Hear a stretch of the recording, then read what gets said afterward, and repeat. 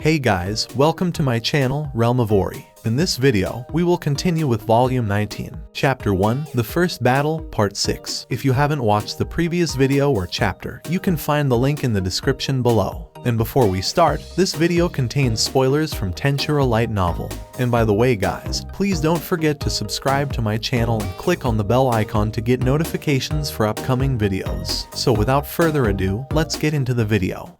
Feldway's words were the turning point in the battle's deadlock. It's time to move on. Further battles seem pointless. I had a realization. I should have made my decision earlier. If I could corner him here, it would be ideal. However, I felt that we were at a disadvantage. Although there was a possibility of receiving support if we continued fighting, I couldn't be certain. Ranga and the others wouldn't lose, but I couldn't ignore the potential danger they might be facing in the castle. Essentially, I only wanted to engage in battles that were guaranteed victories. But this time, I wasn't adequately prepared. I didn't anticipate that our communication would be cut off, and I arrived on the battlefield without properly analyzing the enemy's strength. I had some expectations based on Dino's report, but the actual enemy forces turned out to be much stronger than anticipated. Jahl's ability to overpower Benimaru was a cheap move. I had expected Benimaru to swiftly defeat the enemy as usual. However, the situation was so unbelievable that it was surprising he hadn't been defeated. Therefore, if he decided to retreat now, I had no intention of stopping him. I wouldn't hinder him, but I would also make sure to stoke the flames. Whoa, you're not planning to run away,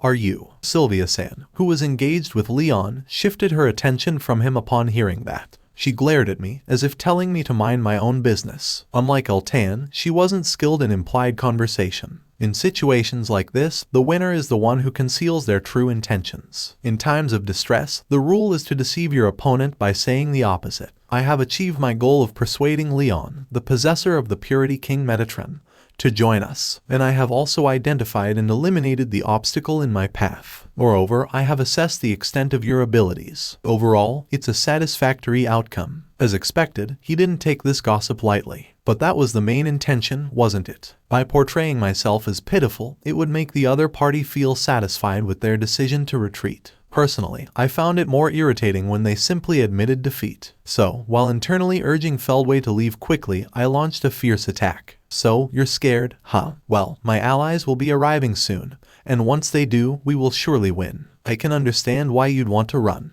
As I spoke, I noticed Feldway's sword slow down momentarily. My sword grazed his body, but he remained unharmed. Was I mistaken? No, I recall grazing him a few times before. As Noir's master, you sure are a cocky little The next time I see you, I'll crush you with an unwavering fighting power. Be prepared. That's my line. Since you seem to have such an issue with Diablo, I'll let him deal with you next time. Silence followed my remark, and Feldway's expression turned horrified. I didn't miss the disgust on his face. This was my secret technique, the leave it to someone else strategy. It worked so well this time that I planned to employ it on Diablo, even if he didn't appreciate it.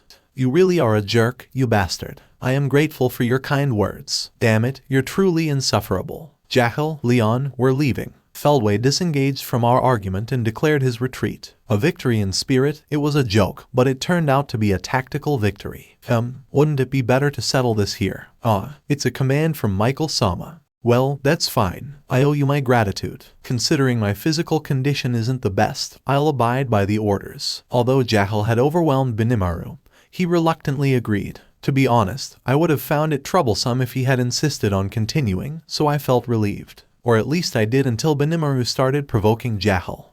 You're running away. I almost had a chance to win, but my lack of experience prevented me from finishing you off. But I'll win next time, mark my words. I wondered what Benimaru was up to, but I couldn't complain since I was the one who instigated this in the first place. Sylvia-san's pained glare seemed to convey, what the hell is wrong with you guys? I could understand that sentiment. From an outsider's perspective, we probably looked like a bunch of idiots. You don't know your place, you worm. If you continue to taunt me, the great magician, then Jahl, that's the slime's right-hand man. If you lose your composure, you'll end up losing a battle you should have won. Thank you for that misunderstanding. He may have misjudged the situation by a spoonful or two, but if it made him think that way, I was content. For the first time, I felt that Feldway might be a decent person. Perhaps it was due to my usual demeanor, but I seem to have succeeded in making him more cautious than necessary.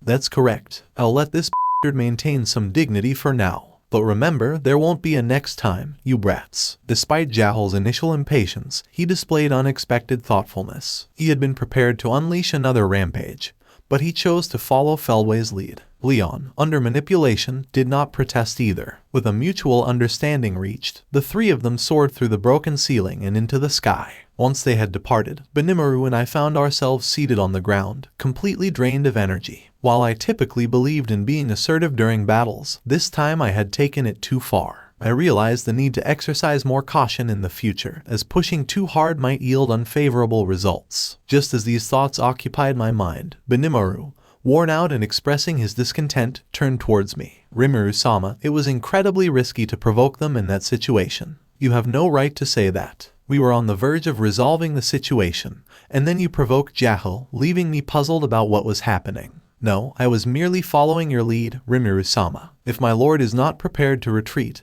then I cannot make the decision myself. Furthermore, well, I would feel as if I had lost if I didn't act. As I witnessed Benimaru's sincere smile, I sensed his true intentions. At that moment, I noticed Sylvia-san gazing at us with a bewildered expression. But both Benimaru and I carried on as if nothing had occurred. Vega, who had managed to escape from Ranga, did not believe that he had lost. His downfall was his failure to introspect, but his positive attitude remained something worth learning from. Vega reached the battlefield where Kimura and Orya were engaged in a fight. Concealing his presence, he silently observed the situation. The battle swiftly came to an end as Orya suffered fatal damage from Kimura's relentless tail assault. Fortunately for Vega, she was thrown near his hiding spot. Well, you seem quite helpless. Vega, thank goodness, that person is stronger than I anticipated. Indeed. But fret not, I'll finish what's left and avenge you. Orya pondered if there was a compassionate side to Vega, but her assumption was mistaken and cruelly shattered as she immediately experienced excruciating pain. Vega's supposedly gentle touch scorched her skin. He then proceeded to consume and erode Orya. What are you doing? I'll devour your soul and take your skill as well. With that, I'll easily eliminate those insignificant pests. No, Michael-sama will never forgive you. Silence. This world follows the law of survival of the fittest, right? I'm sure that wretched Michael would be delighted to witness my ascendance in power. A truly savage act. How repulsive. To me, that's a compliment. For Vega, consuming Orya and her companions might have been considered a cruel